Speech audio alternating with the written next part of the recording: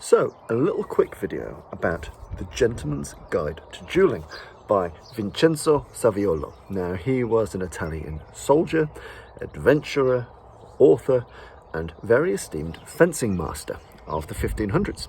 And he moved from Italy to London and set up a very successful fencing school. Now, this book, The Gentleman's Guide to Dueling, is not about techniques, it's not about moves and ways to win a duel, although Saviolo does have a book which is technique orientated. This is about the fashion and the art of dueling and how to comport yourself with decorum and honour and be in line with legal regulations when you duel. But I think the most important thing about this book when it comes to self-defence and self-protection is that about half to two-thirds of it is about how to avoid becoming in duels, how to avoid having quarrelsome behaviour, how to avoid thinking and acting dishonourably, how to avoid antagonising people. So for me, this is a really great book for self-protection, and a lot of the things recommended here are of great use to people today. So a big focus on this is, yes, have the skills, but also make sure that you do your damnedest to make sure you don't need to use them. So we're going to look at some of the top self-protection tips by Vincenzo Saviolo. And I'll find some interesting excerpts to read out. So, first, wherefore, by way of advice, I wish all men to avoid evil company. For the most part, this is the cause of great and infinite loss of honour and life, as well as goods and possessions. They should instead follow virtue, bearing themselves with a sweet and courteous carriage towards every man. By this course they shall gain commendation and credit, and shall be esteemed of all men, and avoiding all such like occasions of dislike may be offered, obtain a good and honourable reputation. What does that mean? Avoid evil company and the places in which the evil company dwell. Don't go to bad places where there are bad people. If you don't want to end up in a duel, then the best thing you can do is avoid the company of dickheads and the places where dickheads are prone to be. Yep, you could get this immediately from a Jeff Thompson book, or you could get it from our friend, Mr. Saviolo, in the 1500s. Very interesting. Let me move our way through.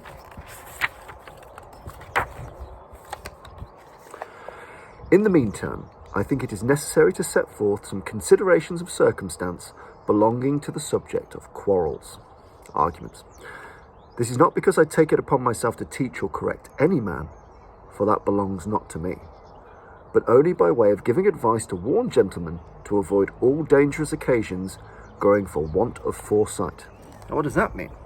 Well, essentially, this means that his book, his aim, is not to moralise you, it's not to turn you into a lovely, benevolent person and to preach morality, but it's to help you avoid conflict by just having some degree of understanding, some degree of foresight, some degree of ownership of universal truth, that if you don't want to end up in fights, then these are things that you need to know. It's not about being just a good person. It's about, if you follow these tips, you will be a person that is safe, that does not need to bear arms, does not need to find themselves in unnecessary conflict.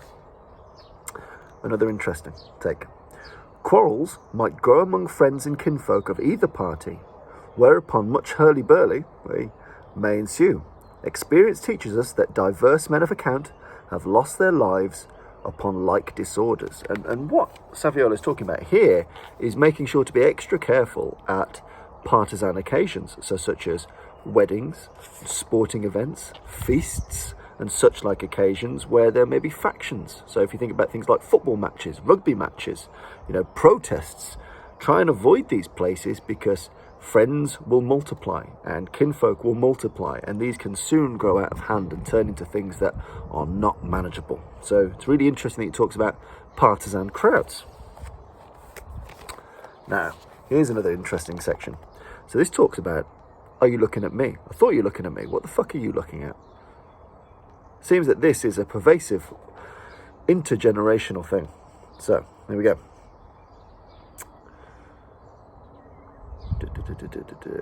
It may so happen that a man may look upon one who is either by his nature suspicious, or by reason of some secret thing known to himself, may suspect that he is therefore looked upon. Whereupon, great quarrels may arise, for the man so looked on may fall a questioning with him what looks on him, who perhaps answering him crossly may both move to choler and be moved also, and so bring the matter to some dangerous point. This will make more sense in a second. I myself have a notable example of this. Passing through the city of Trieste in the uttermost territories of Friuli in Italy, I saw two brethren, one a most honourable captain and the other a brave and worthy soldier, who by walking in the streets were steadfastly eyed upon by a young gentleman of the city. They stared at the captain and his brother in the face something unseemly, and, as they took it, discourteously. Whereupon they asked the gentleman in a very courteous manner whether they had seen him in some place or whether they knew them from before. They answered no. Then replied the captain and his brother, Why then do you look upon us? They answered, Because they had eyes. That, said the other, is the crow's fault, in that they have not pecked them out. To be short, in the end, one word added on another, one speech followed on another, and the matter came from saying to doing. What the tongue had uttered, the hand would maintain, and a hot fight commenced, and it would not be ended before the captain's brother was slain, two of the gentlemen hurt, one escaped from the rest, but the chiefest cutter of them all was hurt in the leg, and could not get away, and he was taken, imprisoned, and shortly after hanged. Now, if we look at this, what can we learn? Well, we can learn that eye contact can lead to questioning. Questioning can lead to hard and harmful words. No one has really tried to give or take offence here, but this has escalated. I really like the phrase, one word added another, and one speech followed another. And then soon they're in conflict, and you'll note from the conflict that everybody loses. Someone is slain, someone is later hung/beheaded, everybody is injured, all because of how people look at each other and how people respond to being looked at. So again, really important thing to understand kind of eyesight and pre-contact indicators and chances to avoid or de-escalate a situation. And if you don't, all parties may end up in rather dire straits. This is another interesting piece. Moreover, when men light in the company of honourable gentlemen, they ought to have great regard of their tongue, to in the end say nothing that may be evil or misconstrued, or be taken to be evil or misconstrued. Or, in reasoning to jest or mock at another man or find fault with him, howbeit you may never so truly, for ill in its playing so is made prick, and it is not good jesting to the disgrace of another. Now, in archaic English, this is basically saying, be careful how you speak in company, because even if you do not mean to say something evil or misconstrued, it can be taken as such. And you should be very mindful not to mock or jibe or insult people, even if you're trying to do this with humour, because what you may find humorous, others may not. So be very careful about owning your tone. Really does matter. Here's another interesting point. This is going to be a long video, so sit down. If you're still here now, go with me for the ride, because you're going to learn some cool stuff. Also, gentlemen ought to abhor carrying of tales and reporting of other men's speeches, for that is very unchristianly action and unworthy to proceed from a brave and free-minded man. For such as tale-bearing, often thinking to report but words, report that which causes a man's destruction. On the other side, if any man chance speak evil of you, in your absence, you should not seek a means of being revenged on him, despising or condemning him. For a common saying has been from olden times, that he who speaks of me behind my back, speaks of that which is behind my back. Sure it is that no man of value or virtue will speak anything of a man in his absence, but rather to his face. Neither must a man easily give credit to all things he hears, for whatever he is who carries tales does not, nor cannot, truly deliver a man's speech without wholly addition or subtraction. So, what he's saying here is, don't believe everything you hear. Don't believe everything people say. Don't listen to people that are stirring. Don't listen to people that are trying to provoke a fight. And also understand that if someone has reported something being said about you, it's probably been twisted or misconstrued or added to or subtracted from or taken out of context. So you should be really aware of people telling and talking tales, because that can lead to very real violence for very little reason. And we move through this absolute tome of brilliant stuff. So this is about post-conflict situations. In the same city of Padua happened another cause not much unlike this between a gentleman of Brescia and a baker. This gentleman, having many houses in that city, in one which the baker was tenant, upon some small occasion gave the baker warning to find himself another house. The baker, being an honest man, got all of his neighbours to entreat the gentleman to let him continue his tenancy. But their entreaty served not, and the poor man, to his utter undoing, was thrust out of his house. This so grieved him that he vowed his landlord's death. And him, having some notice thereof, took heed as best he could, continually coming home before night, lest his late being abroad might be endangered. Thus 2 years having passed, he began to wax more careless, little and little thinking in that space a man might forget any wrong. The poor baker had not so forgotten that great injury. For I have heard many say that the offender writes in the sand, but the offended writes in marble. So this baker, meeting the gentleman late in the night, hastily runs into the shop, where cheese and such like things were sold, where, borrowing a knife, makes after his old landlord, and overtaking him, cuts his throat. Now I really like the offender writes his words in the sand and the offended in marble. So you might think it was a little occurrence, but for the person that is affected by this, they may take this as a serious grievance, and that grievance could manifest 1 to 2 years hence. So if you think of conflicts and petty conflicts that you might find yourself in, it may well be that the ramifications happen days, weeks, months, years afterwards, but they could be just as serious. Here we talk about him going into a cheese shop and borrowing a knife. So, again, awareness of situational weapons, that people to anger will find weapons when they're emotive, when they're upset, when they're distraught. They will find things to do you harm. So do really kind of burn that into your consciousness. What I might write in the sand, someone else might write in marble. Here's an interesting one about perceptions. It is gross folly for men to scoff and jest at others that he became a great man. So, neither should those men who by nature are so framed as comely and tall be mocking of those whom nature has not been so beneficial. There are many who, being carried away with plausible conceit of their own manhood and strength, by reason of the properness and greatness of their well-shaped bodies, despise men of less stature, thinking in respect of themselves that they are nothing. If occasion were offered to fight with them, they think they would be able to mince them as small as meat in a meat pie, not knowing that men are not measured as woolen cloth by the yard, or that little men have often overthrown great fellows. So what he's saying here is that if you're, in this instance, tall, comely, strong, well-shaped, if you look at people as small, as skinny, as less than you, beneath you, you can find yourself hugely unstuck. If you take such great stock in your size, your strength, your weight, your power, and you underestimate those of different or lesser stature, you can find yourself utterly and truly fucked. So again, men are not measured as woolen cloth by the yard. This is really important to know. Do not underestimate anyone that you might meet. Here's an interesting one about multiple opponent attacks. I will not omit to speak of a certain vice, and part not to be used by a gentleman, seeing as it proceeds of mere cowardice. This is where a man, having fallen out with one or other, and wanting courage to deal with him in a single fight, procures base and cowardly means by some of the help of his friends, with whom he plots how they may circumvent his enemy.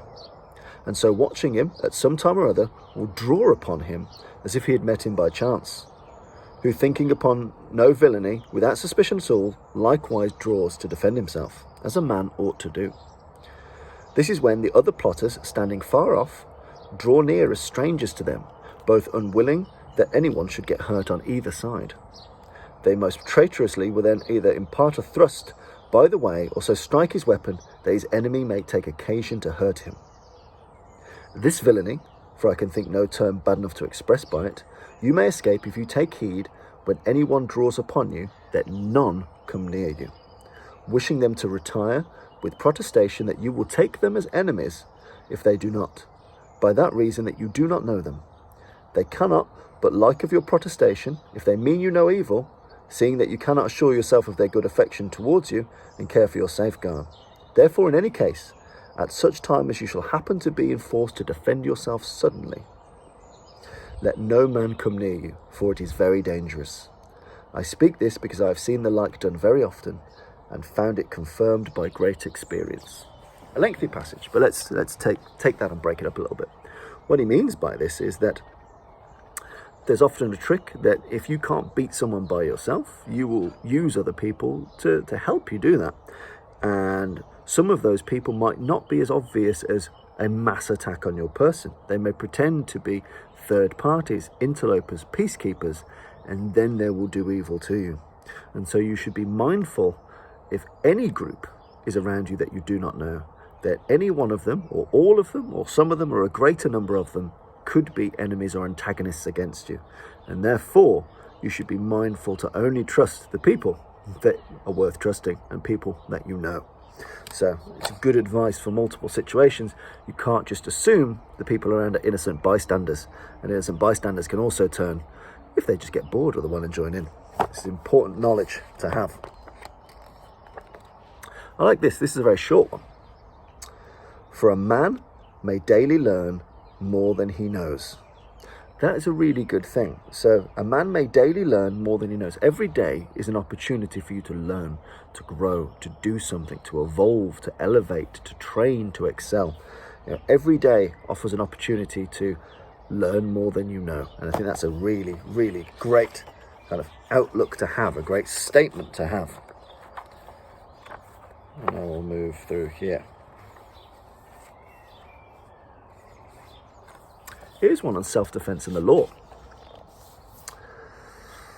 I have been moved thereunto, as namely, I find a very ill custom generally followed in quarrels, whereby in contempt of the right course of law itself, gentlemen are rashly carried to take weapons in hand, not considering first if it be a lawful quarrel, or such as may deserve a combat.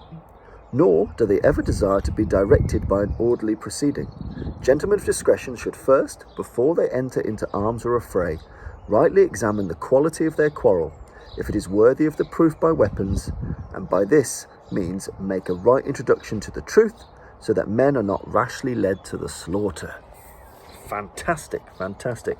This is in a section of injury of the charge and of the shame. And what he's saying by this section is, you need to be assured that you're in the right and that you have the moral right and the legal right, that you are justified in what you're doing, that you are not breaking the law, and that you are being aware of the law, and that you are taking the time to understand, am I acting morally, justifiably, legally, in the right way? And so that really does matter. It matters as much in Elizabethan England as it does today.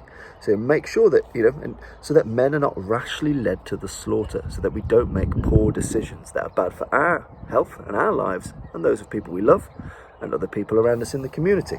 So this really, really, really does matter.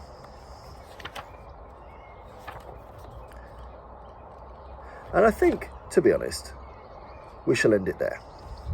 But what I would like you to take stock of, is that within a book such as this, you can get many, many, many useful tips and pieces of advice about being aware, about avoiding conflict, about the legal, moral, physical, health ramifications of getting into conflict, and how to ensure that you remain a just and moral and righteous person.